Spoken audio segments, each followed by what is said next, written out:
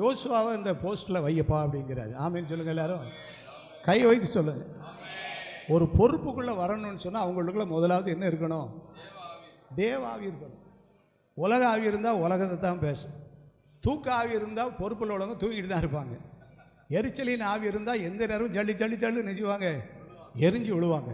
கோபத்தின் ஆவினா கிட்ட யாரும் நிற்க முடியாது, போக முடியாது, நிற்க முடியாது.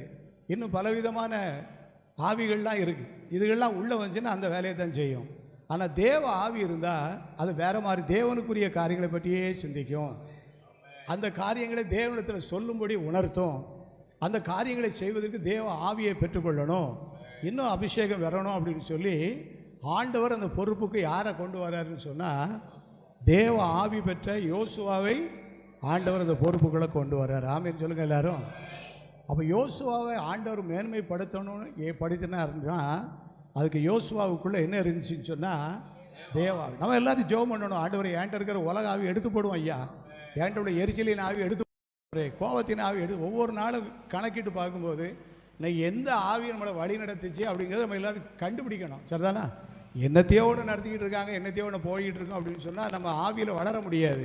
இன்றைக்கி மதியானத்துக்குள்ளே எனக்கு கோபம் வந்துச்சா, அதில் எரிச்சல் வந்துச்சா, நிதானமாக இருந்தோமா, சாந்தமாக பேசணுமா, இன்னாட்ட கோவப்பட்டோமா, வித்தியாசமாக நடந்துக்கிட்டோமா, எப்படி நடந்தோம், நல்லது நடத்திருந்தா நன்றி, வித்தியாசமாக நடத்திருந்தால் அது சரிப்படுத்தும் ஆண்டவர்னு சொல்லி நம்ம நமக்காக என்ன செய்யணும்? ஊக்கமாக ஜெபம் பண்ணணும். ஜெபம் பண்ணும்போது ஆண்டவர் நமக்கு யோசுவாவை போல் நமக்கு எந்த ஆவியை தருவார்?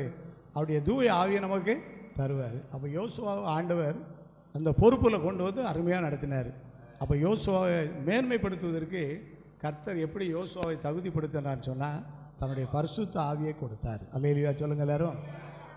பரிசுத்த ஆவி மட்டும் இல்லை, இப்போ மோசே அவர் மேலே கை வைத்து ஜெபம் பண்ணுறாரு. கை வைத்து ஜெபிக்கும் போது என்ன நடக்குதான் பாருங்கள். உபாகமத்தின் புஸ்தகம் கடைசி அதிகாரம், உபாகமம் 34வது அதிகாரம், 34வது அதிகாரம் 9வது வசனம். எல்லோரும் எடுத்துக்காங்க. எல்லோரும் எடுத்தாச்சான்னு கேட்ட பிறகு எடுத்தாச்சுன்னு நீங்கள் சொல்லணும். அது பிறகு தான் என்ன செய்யணும்? வாசிக்கணும். கொஞ்சம் வசனத்தை வாசித்தாலும் நல்லா தெளிவாக வாசிட்டோம்னு சொன்னால் அந்த வசனம் நமக்கு பலனாக இருக்கும். எடுத்தாச்சா?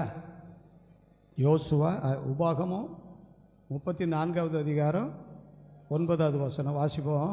மோசே நூனின் குமாரனாகிய யோசுவாவின் மேல் கைகளை வைத்தபடியினால் அவர் ஞானத்தின் ஆவியினால் நிறையப்பட்டான். இஸ்ரவேல் புத்திரர் அவனுக்கு கீழ்ப்படிந்து கர்த்தர் மோசேக்கு கட்டளையிட்டபடியே செய்தார்.